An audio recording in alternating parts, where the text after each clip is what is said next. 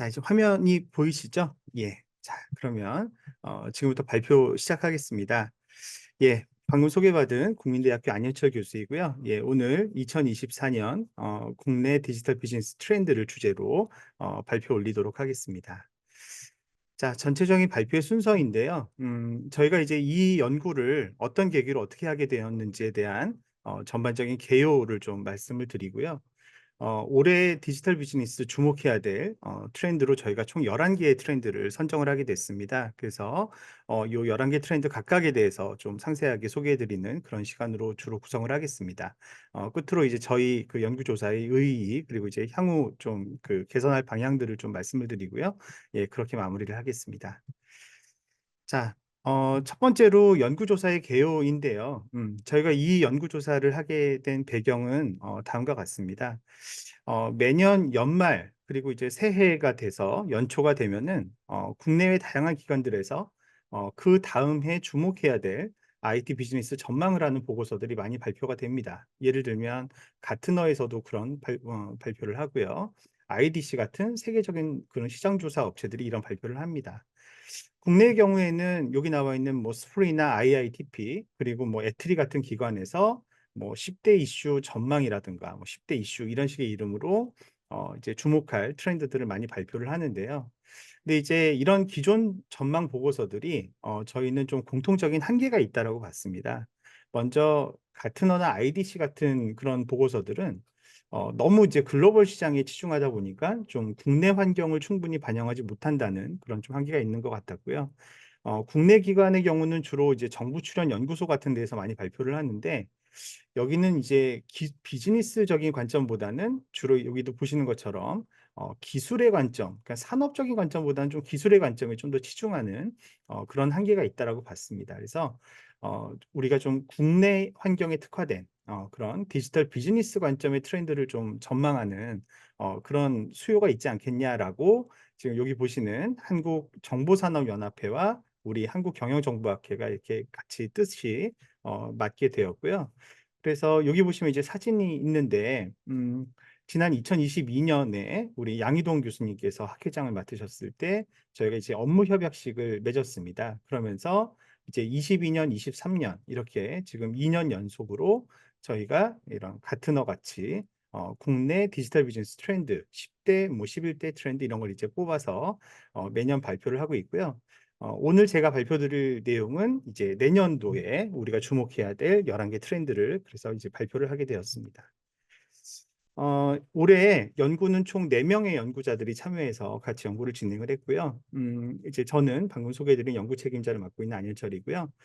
그 밖에 한국외국어대학교의 이정 교수님, 그리고 이제 오늘 사회를 또 봐주고 계시는 경희대학교의 김태경 교수님, 그리고 이제 이화여자대학교의 신하신 박사과정 이렇게 4명의 연구원이 오늘 발표드릴 내용을 이제 준비하게 되었습니다.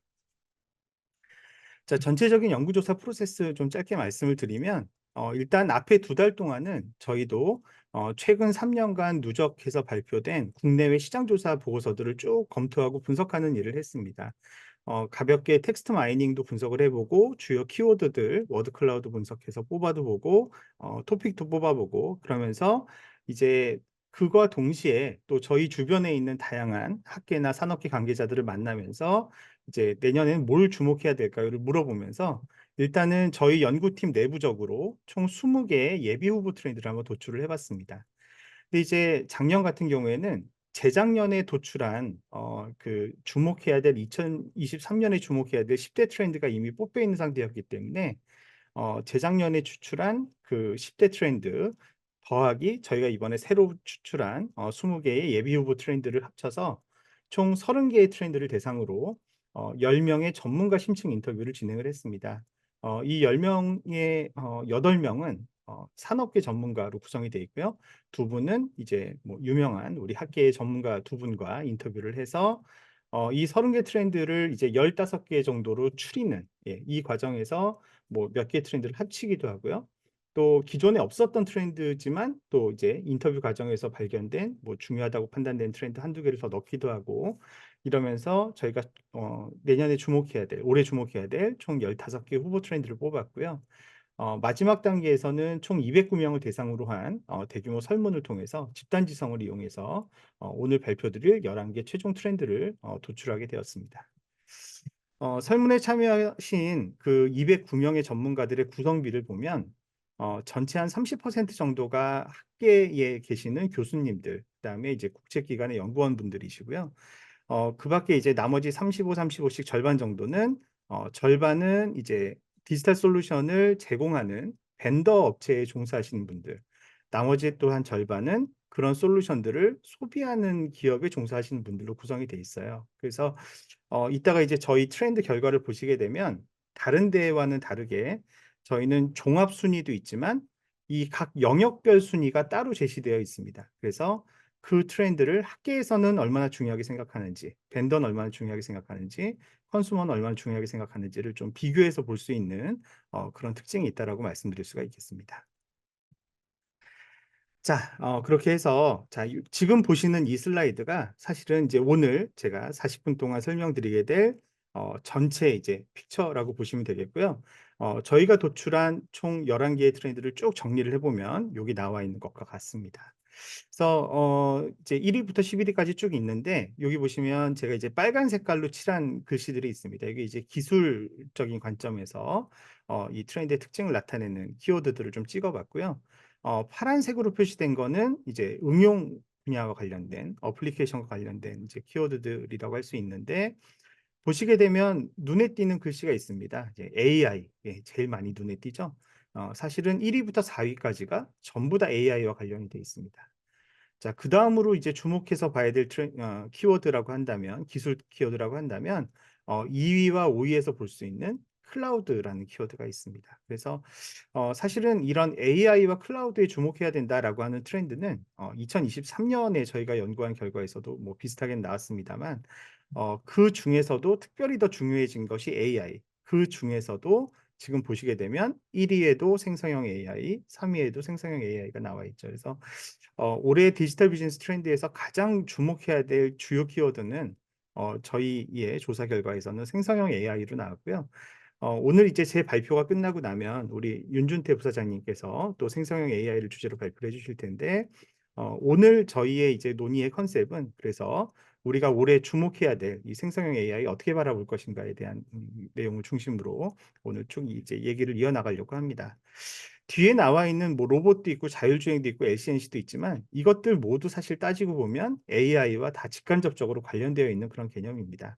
그리고 이제 그 외에 좀 추가적으로 우리가 주목해야 된다 거라고 한다면 슈퍼 앱과 뭐 ESG 정도를 이렇게 주목해야 되는 그런 상황이라고 할 수 있습니다. 그래서 어 이제 얼마 전에 고인이 되셨죠. 우리 헨리 키신저 그리고 이제 구글의 창업자인 에릭 슈미트 이제 이런 분들이 The Age of AI라고 하는 책을 한 이제 2-3년 전에 발표를 했는데 그때는 '정말 AI 시대가 올까?'라고 우리가 약간 좀 갸우뚱했다고 하면은 이제 올해 이렇게 트렌드 도출된 걸 보면 '아 이제는 진짜 AI 시대가 왔구나.'라고 우리가 확신할 수 있는 그런 상황이라고 할 수가 있겠습니다.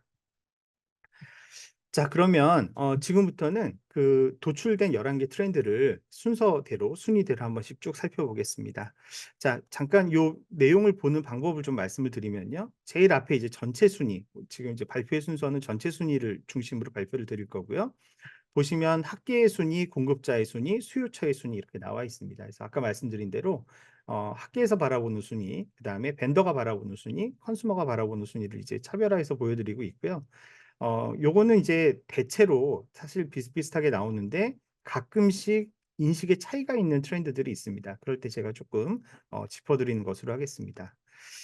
그 외에 올해 트렌드 연구에서는 이 트렌드가 얼마나 시장에 큰 임팩트를 주느냐, 시장 파급력, 그다음에 이 트렌드가 얼마나 오래 지속될 것 같으냐, 지속성, 그리고 이 트렌드가 활성화되는 데 있어서 정부의 지원이 얼마나 필요할 것이냐 이런 것들을 또 따로 조사를 좀 했습니다. 그래서 요거는 그냥 저희가 전문가 인터뷰에서 이렇게 그 정성적으로 뽑은 거라서 이렇게 문차트 형태로 제시하고 있습니다. 그래서 그 내용 보시면 트렌드를 좀 더 종합적으로 이해하실 수 있겠고요. 앞서 설명드린 것처럼 올해 가장 주목할 트렌드는 생성형 AI였습니다. 그런데 이 생성형 AI를 어떤 목적으로 쓰는 걸 가장 주목해야 된다고 이제 결론이 나왔냐면 비즈니스의 생산성 향상을 위한 생성형 AI의 응용에 우리가 주목해야 된다라고 나온 거죠. 그래서 뭐 아시다시피 22년 11월 말에 오픈 AI가 챗 GPT를 공개한 이후에 생성 AI가 작년 내내 굉장히 큰 화두였습니다. 그래서 이제 저도 되게 궁금했던 게 재작년부터 저희가 이 연구를 수행했다고 했잖아요. 재작년에 저희들은 과연 작년에 생성 AI가 유행할 것임을 예측을 했었을까? 예, 그게 되게 이제 예, 궁금하죠. 예, 근데 이제 실제로 저희가 그런 부분을 언급을 했습니다. 예, 이미 2023년 트렌드 발표 당시에도 저희가 이제 AI를 그냥 AI가 아니라 사용자 중심의 애플리케이션 관점에서 주목해야 된다라는 거를 탑 2의 트렌드로 소개를 했는데 거기 이제 세부 설명 항목 중에 뭐가 있냐면 초대규모 AI, 지금 따지면 LLM이죠. LLM의 응용에 주목해야 된다라고 하면서 GPT-3, 하이퍼클로버 등을 유심히 봐야 된다라고 이제 언급을 한 바가 있습니다. 그래서 사실은 이제 이미 우리 학계에서는 예, 계속해서 생성 AI를 주목해야 됨을 쭉 말씀을 드려왔고요. 24년은 바야흐로 생성형 AI의 전성시대가 도래할 것으로 예상이 됩니다. 이미 23년 3월에 예, 전 세계 GDP의 7%를 생성 AI가 형상시킬 거라는 골드만삭스의 예상도 있었고요. 맥킨지의 보고서도 있었습니다. 저는 이 결과도 되게 좀 충격적이었는데 작년 중반쯤에 이 IT 월드에서 조사한 결과가 있습니다. 국내 기업을 대상으로 생성 AI를 이미 도입했는지 아니면 도입을 아직 안 했더라도 향후 도입할 의지가 있는지를 조사를 했더니 여기 25%, 68%잖아요. 더하면 90%가 넘습니다. 작년 중반에 이미 약 93%의 국내 기업들이 생성 AI를 이미 쓰고 있거나 앞으로 쓰려고 준비 중이라고 응답을 했다는 것입니다. 그러니까 사실은 생성 AI를 비즈니스에 활용하는 것은 이제는 선택이 아니라 필수라고 볼 수 있겠고요. 그러다 보니까 뭐 해외는 물론 국내의 빅테크 기업들도 이것을 이제 기업을 대상으로 서비스하려는 그런 다양한 움직임들이 지금 확인되고 있습니다. 그래서 생성 AI는 비즈니스 생산성 향상을 어떻게 시켜줄 수 있느냐? 사실 이제 이게 오늘 이제 후반부에 있을 우리 윤준태 부사장님의 예, 발표 제목 주제일 것으로 생각이 됐는데요. 뭐 크게 보면 운영 자동화에도 활용이 될 수가 있고, 그다음에 이제 기업 지식의 관리를 고도화하는 방법, 방향, 그다음에 기업의 R&D를 고도화하는 방향으로도 활용이 될 수 있을 거고요. 올 한 해 우리가 이런 다양한 어떤 베스트 프랙티스들을 목격하게 되는 그런 한 해가 되지 않을까 생각이 됩니다. 그래서 요거는 이따 또 자세히 설명을 해주실 것 같아서 여기서는 그냥 가볍게만 넘어가도록 하겠습니다. 그래서 비즈니스 생산성 향상을 위한 생성 AI 응용이 확대될 것이다라는 게 올해 주목할 트렌드 1위로 뽑혔다는 거 다시 한번 말씀드립니다. 자, 두 번째 2등으로 뽑힌 트렌드는 클라우드 AI 플랫폼 시장이 성장하고 확대될 것이다라고 하는 것이 예, 2위로 뽑힌 트렌드가 되겠습니다. 특히 이 트렌드는 공급자들이 굉장히 중요하게 생각하는 트렌드인 것으로 확인이 되고요. 저희가 작년에도 이 연구를 수행했다고 했는데 작년에는 이 트렌드가 탑 1으로 선정됐던 트렌드였습니다. 그러니까 뭐 작년에 재작년에 1위, 작년에 2위 이렇게 한 거니까 예, 계속해서 주목해야 될 그런 트렌드라고 할 수가 있겠고요. 결국 이제 퍼블릭 클라우드 플랫폼 시장이 계속 커가고 있는데 여기에 이제 AI가 접목되면서 이 시장이 더 성장하고 확대될 것이다라고 하는 것이 이제 두 번째 2등으로 주목할 그런 트렌드라고 할 수 있는 것입니다. 사실 전반적인 퍼블릭 클라우드 시장은 계속 빠르게 고속 성장을 하다가 최근에는 약간 좀 정체의 가능성이 있는 예, 그런 상황이었습니다. 그래서 이제 업계의 분위기를 보면 과거에는 이제 클라우드 퍼스트라고 해서 클라우드 전환은 필수이고 반드시 이제 앞으로 모두 클라우드 전환해야 되고 뭐 이런 내용들을 굉장히 강조했다면 사실은 이제 뭐 재작년 작년부터 슬슬 나오는 얘기가 이제는 클라우드 퍼스트가 아닌 클라우드 스마트를 해야 된다. 무조건적인 클라우드 전환보다는 좀 이런 현명한 필요에 따라서 클라우드로 전환하는 그런 전략이 필요하다라는 것들이 이제 좀 부각되고 있는 그런 상황이었는데 갑자기 AI 열풍이 불면서 그리고 이제 보게 되면 주요 AI 서비스들의 기술력을 갖고 있는 기업들이 또 클라우드 서비스를 제공하는 그런 기업들이기도 했죠. 사실은 이제 그러면서 또 퍼블릭 클라우드 시장에서 마이크로소프트의 애저가 약진을 하는 일도 벌어지게 되고요. 그래서 사실은 이제 AI의 어떤 확대와 발전이 클라우드, 퍼블릭 클라우드 시장의 성장도 같이 견인하는 그런 모습을 지금 보여주고 있고, 앞으로 그런 추세가 올해에도 강화될 거다라고 하는 게 이제 두 번째 트렌드가 되겠습니다. 그러다 보니까 원래는 클라우드 서비스를 하는 회사가 아니었는데, 뭐 엔비디아나 테슬라 같은 회사도 요새 나오는 기사를 보면 이제 슬슬 이런 자사의 앞선 AI 서비스를 타 기업에게도 B2B 형태로 판매하는 그런 어떤 시장을 새롭게 개척하려는 그런 시도들이 슬슬 이제 얘기가 나오고 있습니다. 그래서 앞으로 이 시장이 보다 경쟁도 심화되고 시장도 커질 것으로 예상되는 그런 상황이다라고 말씀드릴 수 있겠습니다.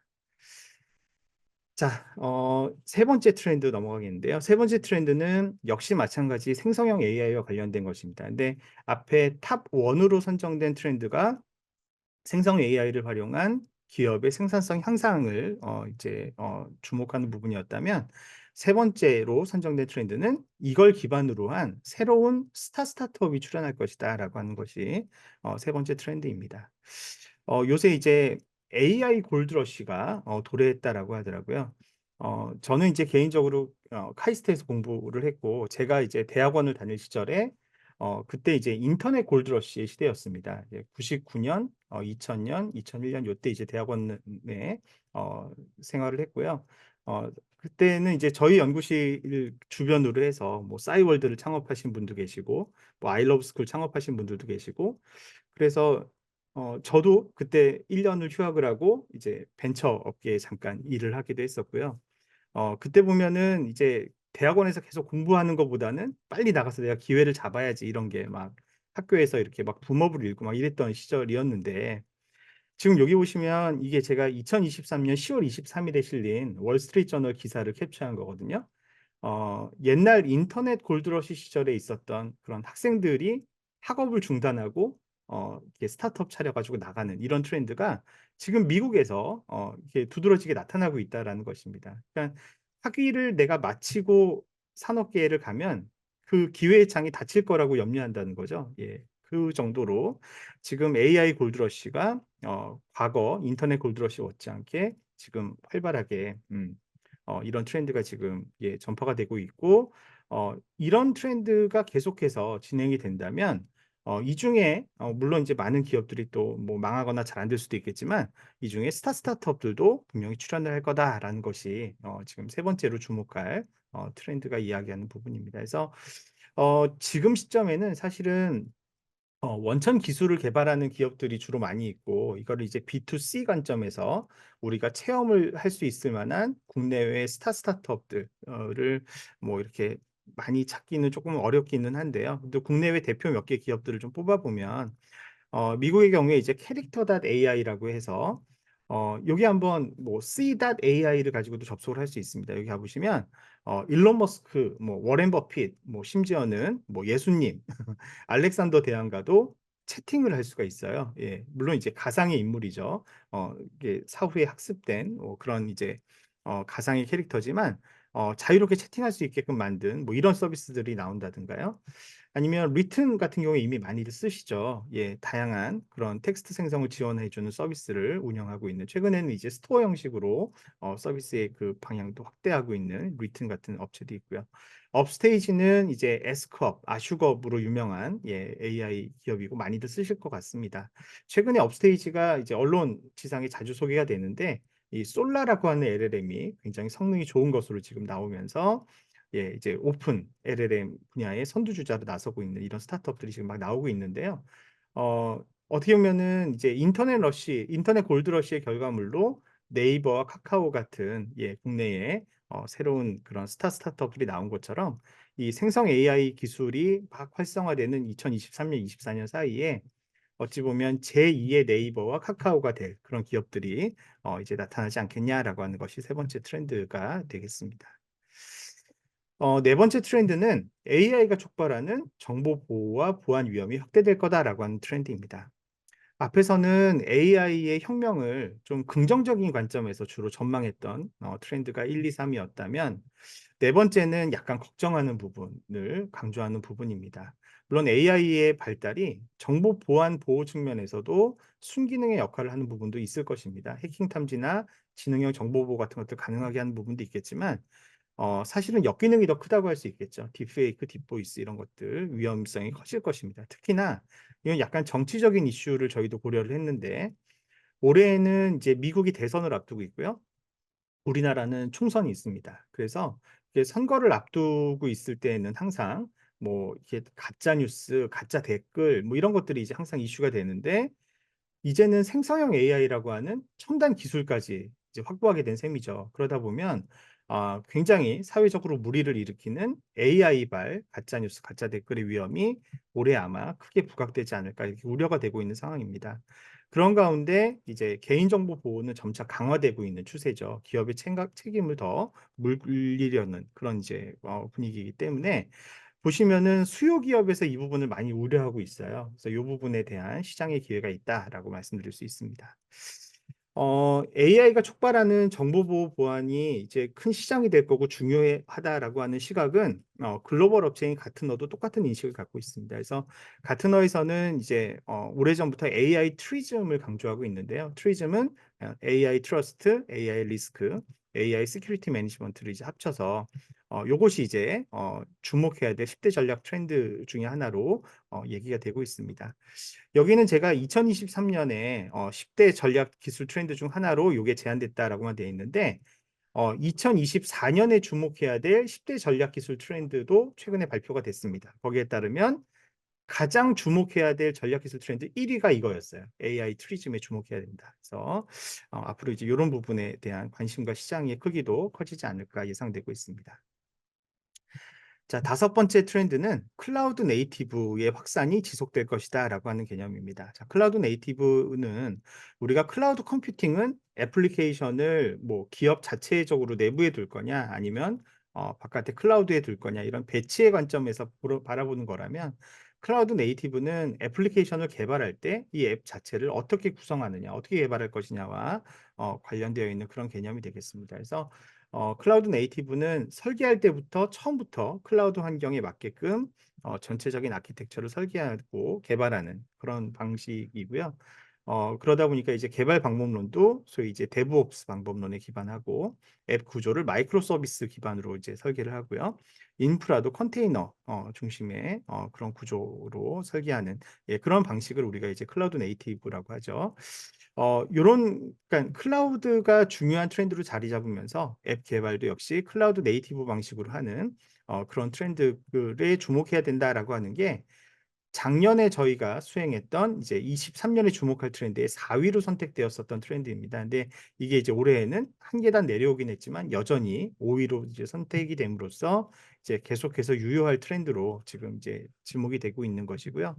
이런 클라우드 네이티브의 시장은 앞으로도 수년간 계속해서 지속적으로 연 20% 이상 고도 성장을 지속할 걸로 예측이 되고 있습니다. 특히 이제 기업들이 과거에는 이제 클라우드 네이티브를 새로 개발하는 앱들을 클라우드 네이티브 방식으로 개발하는 그런 이제 전략을 많이 취했었는데 이제는 그것뿐만이 아니라 기존에 있던 레거시 앱을 클라우드 네이티브 방식으로 전환하는 거에도 기업들이 이제 관심을 갖고 추진하고 있습니다. 이런 것들을 이제 앱 현대화, 앱 모더나이제이션이라는 이름으로 부르면서 이런 노력들도 이제 강화되는 그런 추세를 보이고 있다라는 게 다섯 번째 트렌드가 되겠습니다. 자, 여섯 번째 트렌드는 이제 슈퍼 앱이 주도하는 플랫폼 비즈니스의 진화가 이루어질 것이다라고 하는 게 여섯 번째 트렌드인데요. 이제 계속 앞에서 AI 중심의 트렌드들, 그다음 클라우드 중심의 트렌드들이 쭉 나왔는데 이제 처음으로 AI나 클라우드가 아닌 다른 새로운 개념으로 슈퍼 앱이 등장을 했습니다. 자, 슈퍼 앱이라고 하는 거는 과거에 이제 우리가 인터넷 시절에 모바일 환경이 아닌 인터넷, PC 기반 인터넷 할 때 한때 이제 포털 사이트가 유행을 했었잖아요. 어떤 사이트 하나만 접속을 하면 모든 분야의 서비스를 다 받을 수 있는 그게 이제 스마트폰 시대를 맞아서 앱으로 옮겨간 전략이 슈퍼앱 전략이라고 할 수 있겠습니다. 슈퍼앱으로 성공한 가장 대표적인 사례는 동남아시아에서 많이 쓰는 그랩이라는 앱의 사례가 되겠고요.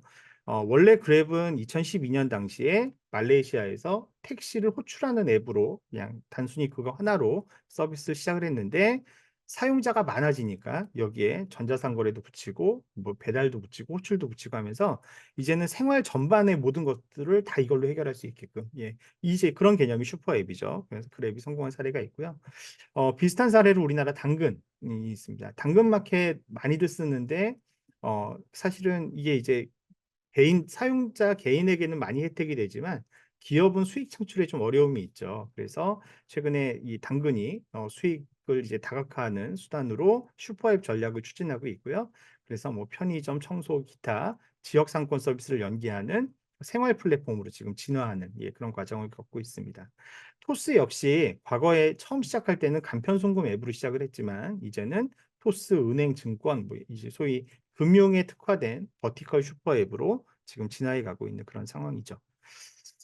슈퍼앱이 갖춰야 될 요소를 쭉 이렇게 5가지 나열하면서 이걸 통해서 기대하는 효과를 마이클 라자디스라는 사람은 뭐 고객 체류 시간 확보, 연결된 데이터 수집, 교차 판매 가능성 제고, 하드웨어 효율성 향상이라고 하는 4가지 효과를 얘기를 했습니다. 근데 저희는 이제 개인적으로 이런 그 기대 효과 중에 가장 주목할 효과가 두 번째와 세 번째일 것으로 생각을 합니다. 데이터와 교차 판매 가능성, 즉 매출 확대에 주목을 해야 된다는 거죠. 그래서 지금 보면은 그 이제 다양한 스타트업들이 어떤 차별화된 독특한 아이디어를 기반으로 해서 다양한 어떤 그런 앱 서비스를 개발하는 데 성공한 많은 업체들이 있는데 이 기업들이 그러다 보니까 이제 사용자는 충분한 수를 확보를 했는데 그다음 단계의 고민은 이걸 통해서 확보된 사용자들을 매출이나 수익으로 연계하는, 예, 그리고 그들에 대해서 더 잘 이해하고 더 맞춤화된 서비스를 제공하는 이런 이제 숙제를 안게 되는 거죠. 그래서 왜 슈퍼앱을 우리가 주목해야 되는가를 이야기한다면 슈퍼앱을 취했을 때 전략을 취했을 때 더 많은 고객에 대한 연결된 데이터를 수집할 수 있고 그걸 기반으로 사업을 더 다각화함으로써 수익을 확대할 수 있는 그런 전략이기 때문에 지금 여기 제가 아이콘 넣은 모든 기업들이 사실상 다들 지금 슈퍼앱을 지향하고 있고요. 앞으로도 이런 트렌드는 계속해서 진화될 것이다라는 게 이제 6번째 트렌드라고 할 수 있습니다. 자, 7번째 트렌드는 다시 이제 AI로 돌아왔는데 AI 중에서도 이제 AI에 관련된 반도체 생태계가 활성화될 것이다라고 하는 것이 7번째 트렌드가 되겠습니다. 이 반도체는 사실은 우리나라의 가장 대표적인 국가의 기간 산업이죠. 그래서 올해 경제를 이제 좀 비관적으로 전망하는 시선들이 많은데 그나마 이제 지금 전문가들이 제일 기대하는 부분이라고 한다면 그것이 이제 그 반도체, 메모리 반도체 시장이 살아나면서 좀 더 개선되지 않을까 이런 것들 지금 이제 그 기대를 하고 있는 상황입니다. 그래서 반도체는 뭐 우리나라에서 특별한 의미가 있는, 예, 그런 아이템이라고 할 수 있고요.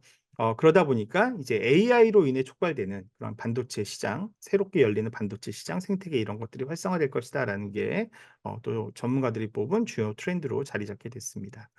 그래서 AI 기술이 지금 소프트웨어적으로 빠르게 발전하고 있는데 이제 요 다음 단계는 이거를 이제 하드웨어적으로 지원하는 반도체가 또 중요해진다는 거죠. 여기서 얘기하는 반도체는 주로 시스템 반도체를 얘기하는 거고요. 근데 이게 AI 반도체 산업 전체가 균형 있게 발전이 되려면 사실은 어떤 하나만 잘한다고 되는 것이 아니라 소위 생태계 이 안을 구성하는 다양한 뭐 설계, 디바이스 인프라, 파운드리, 패밀리스 등등등등이 모두가 다 한꺼번에 발전되어야 되기 때문에 이거는 개별 기업 한두 개가 해결할 수 있는 문제는 아니라고 할 수 있고요. 결국은 국가 차원에서 접근해야 되고 그래서 실제로 과기정통부에서 지금 이제 AI 반도체 전략을 이렇게 세워 가지고 지금 현재 추진 중인 그런 단계라고 할 수 있습니다. 그래서 AI 반도체 관련 시장을 보면 뭐 시장 전망 굉장히 밝다고 할 수 있습니다. 수요 많기 때문에, 예, 주요 기업들이 다 제품 내놓고 있는 상황이고요. 우리나라에선 약간 특이한 거는 이제 통신업체들이 관심이 많아요. SKT, KT가 국내 이제 관련된 뭐 사피온이나 리벨리언스 같은 이제 스타트업들과 협업을 해서 AI 반도체를 개발하고 있고요. 네이버도 퓨리오사라고 하는 스타트업과 협업해서 지금 이제 AI 반도체를 개발하는, 예, 그런 상황입니다.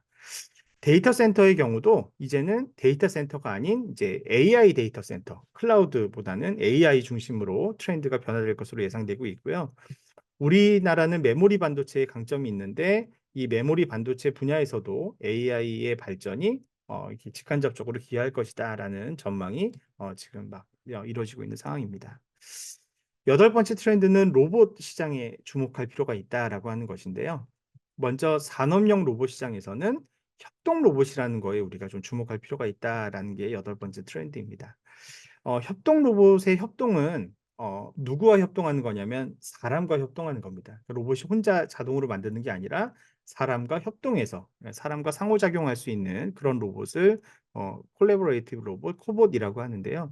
이 코봇의 시장이 지금 빠르게 성장하고 있다는 것입니다. 그래서 보다 무거운 무게를 들 수 있게 발전하고 있고 자기들끼리 모바일로 협동할 수 있는 트렌드로 발전하고 있고 또 이제 작은 규모의 로봇으로 다가가 되면서 최근에는 정밀 작업에도 활용되는 그런 방향으로 지금 확대되고 있다. 그래서 우리나라에 또 이제 로봇에 강점이 있는 기업들, 대기업들도 있는데 이런 기업들이 지금 협동 로봇 시장에서 굉장히 괄목할 만한 성과를 보이고 있다라는 점이 이제 고무적인 부분이고요. 산업용 로봇 시장을 협동 로봇이 이렇게 주도해서 끌고 간다면 올해 우리 민간 로봇 시장은 서비스 로봇이 주도할 것으로 예상이 됩니다. 뉴스 같은 데서 많이 보셨겠지만 요새 닭 튀기고 이런 것들 다 로봇이 대신하는 걸로 이제 진화해 가고 있다고 하고요.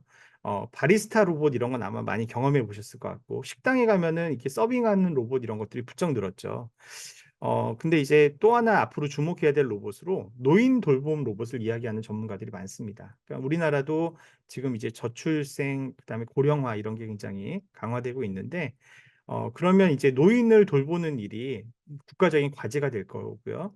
하지만 인력은 부족하고 젊은 사람들이 모자랄 거라는 거죠. 역시 로봇밖에 대안이 없다. 그래서 이런 분야에 대한 어떤 투자, 뭐 시간은 좀 걸리겠지만 앞으로의 시장 성장이 굉장히 커질 것이다라고 많은 전문가들이 예상하고 있는 그런 상황입니다. 그래서 요게 이제 여덟 번째 트렌드. CES에서도 비슷한 트렌드를 확인할 수가 있었죠. 자, 아홉 번째 트렌드는 자율주행, UAM 같은 미래 모빌리티 시장이 이제 본격적으로 성숙할 것이다라고 하는 것입니다. 사실은 자율주행 시대가 이제 곧 온다 그러는데 계속 안 오고 있죠. 예, 그래서 저도 이제 이렇게 막 전문가 인터뷰를 할 때 이 얘기를 또 하시길래 이거 진짜인가요? 이번에 진짜인가요? 이런 걸 이제 여러 번 확인받고 하기도 했는데요. 작년에 나온 뉴스 중에 이제 살짝 미묘하게 달라진 거는 이제 샌프란시스코에서 이제 세계에서 처음으로 24시간 로봇 택시를 운영하기 시작했죠. 운전자가 없는 완벽한 레벨 4단계 자율주행이 이제 상용화되기 시작하고 있는 단계이고요. 미국이 하니까 중국도 따라해서 지금 바이두가 베이징에서 로봇 택시를 도입한 상태입니다. 우리나라는 아직 상용은 아니지만 시범 운행을 계속 확대해 가고 있는 상황이고요. 그래서 이 분야를 오래 추적해 오신 전문가들에 따르면 지금이 딱 이런 시기라는 거예요. 예전에 마차가 다니던 길이 자동차로 싹 바뀌는 게 이제 1904년에서 17년까지 대략 한 13년 정도 걸렸는데 지금이 어떻게 보면 옛날 이제 말이 자동차로 바뀌어가는 그래서 말과 자동차가 함께 달리는 그런 시대가 이제부터 시작이라는 거죠. 그래서 향후 몇 년 사이에 굉장히 급격히 변할 가능성이 있다라고 전문가들이 이야기하고 있는 부분들이 있습니다. 그리고 이제 또 다른 교통수단으로 UAM, 예, 도심 항공교통 이런 것들이 이제 시도되고 있는 상황입니다. 특히 국토교통부하고 서울시가 지금 야심차게 이거 지금 도입하려고 추진하고 있고요. 근데 이게 이제 언제부터 준비를 시작하냐면 2024년부터 시작해서 25년부터 이 서비스를 시작하는 것을 목표로 하고 있습니다. 그래서 아마 올해 미래 모빌리티로 전환하는 주요한 변곡점이 되는 한 해가 되지 않을까 이렇게 예상을 하고 있습니다. 열 번째 주목할 트렌드는 이제 ESG에 대한 부분인데요. 작년에 경험을 생각해 보시면 작년 여름 진짜 더웠죠. 우리가 맨날 뭐 이제 지구 온난화가 심각하다 심각하다 했지만 이제는 우리가 몸으로 체감할 수 있는 정말 지구의 온난화 심각하구나라는 거를 이제 체감할 수 있는 수준이 되었습니다. 이제 그러다 보니까 기업들에 대한 어떤 친환경 요구도 점점 강해지고 있는 상황이고요.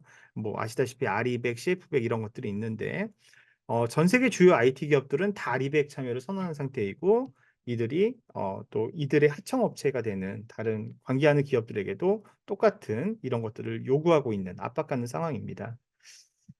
근데 이제 이런 ESG 관리를 잘 하려면 사실은 또 이거를 잘 뒷받침하는 ICT의 역할이 한층 더 중요해질 것으로 예상이 됩니다. 그래서 이거를 새로운 기회로 삼고자 하는 SK C&C 같은 기업들은 지금 솔루션을 개발해서 시장 개척을 하려고 하고 있고요. 실제로 이제 얼마 전에 프랑스판 IRA 제도가 발표가 됐는데 여기 제도에 따르면 수출 기업이 제조 기업이 탄소 배출량을 자기들이 이 기준을 지켰다는 거를 증거를 가지고 입증을 하게끔 되어 있습니다. 그 얘기는 생산 관리 활동 전반에서의 탄소 배출량을 데이터로 추적해야 된다는 얘기죠. 그렇다면 이제 이런 ICT 기반의 추적 기술이 필요하게 될 것이고요. 그렇게 되면 새로운 시장이 또 열릴 수 있는 기회가 있다라고 볼 수가 있습니다. 그래서 요런 거를 우리가 이제 10번째 트렌드로 뽑기도 했습니다. 자, 마지막 11번째 트렌드는 LC&C를 통한 기업의 디지털 혁신이 가속화될 것이다라고 하는 것인데요. LCNC는 로우 코드, 노 코드의 줄임말입니다. 원래 우리가 앱을 개발을 할 때에는 전문 프로그래머가 이제 프로그래밍 랭귀지를 충분히 잘 숙지하고 있는 상황에서 이제 그분들의 힘을 빌려서 이제 개발을 해야 되죠. 근데 이제 한동안 또 개발자 품귀 현상, 부족 현상 이런 게 특히나 또 북미에서는 굉장히 컸었죠. 그러다 보니까 사실은 북미 지역의 CIO들은 디지털 전환을 하는 데 있어서 가장 큰 걸림돌을 하나만 고르시오라고 하면 많은 경우 개발 인력이 부족하다. 이거를 많이 찍었었습니다. 몸값이 많이 오르게 됐고 요새는 조금 상황이 달라졌지만 얼마 전까지 굉장히 이런 부분이 있었죠. 근데 이제 뒤에서도 말씀드리겠지만 생성형 AI가 개발되고 하면서 지금 혁명적으로 바뀌고 있는 부분이 프로그래밍 개발하고 코딩하는 어시스턴트 이런 부분들이 지금 획기적으로 이제 기술 변혁이 되어 가고 있는 그런 상황입니다. 그러다 보니까 코드를 아주 최소한만 짜거나 아니면은 비전문가가 코딩을 전혀 할 줄 모르는 사람이라도 내가 원하는 앱을 설계해서 구현할 수 있는 그런 기술인 LCNC에 대한 관심이나 이런 성장이 지금 가파르게 늘어나고 있는 그런 상황입니다. 그래서 국내에 이제 LG CNS 같은 대기업들은 물론이고요. 이런 몇몇 중견 기업들이 또 다양하게 플랫폼들과 제품을 선보이고 있는 그런 상황입니다. 특히 아까 잠깐 언급드렸지만 생성 AI가 지금 그 IT 시장 전반에 영향을 미치고 있는데 이런 코딩 자동화가 궁극적으로는 LCNC 분야의 기술 혁신으로도 이어질 것이다라는 전망이 지금 많이 이루어지고 있는 그런 상황이어서 앞으로 계속해서 주목해야 되는 그런 트렌드로 보여집니다. 자, 이상 소개해 드린 11개의 트렌드가 이제 요렇게 나와 있고요. 요건 이제 저희가 그 209명의 전문가들로부터 설문을 받았을 때 이걸 이제 점수화해서 합산을 했을 때요. 1 등부터 11 등까지의 점수 쭉 보여 드리고 있습니다.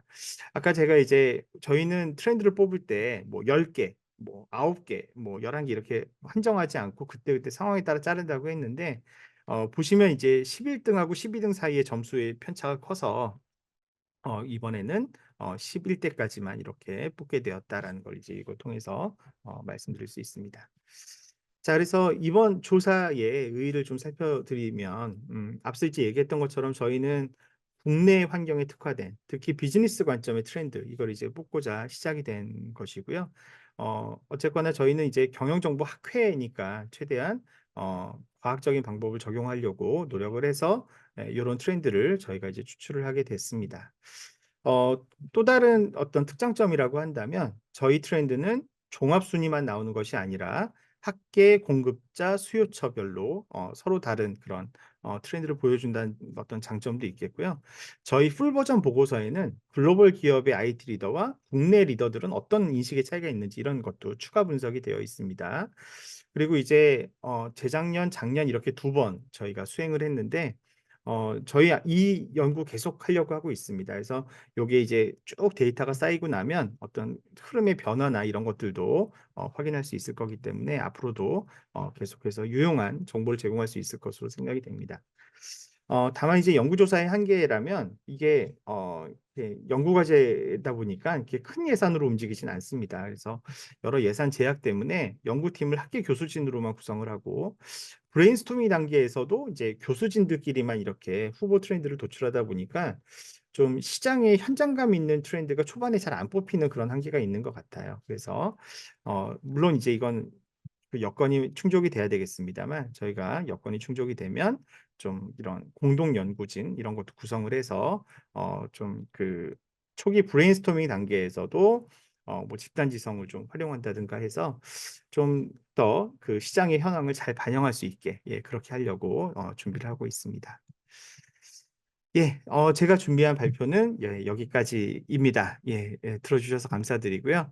예, 예, 이상 마치겠습니다. 예, 감사합니다.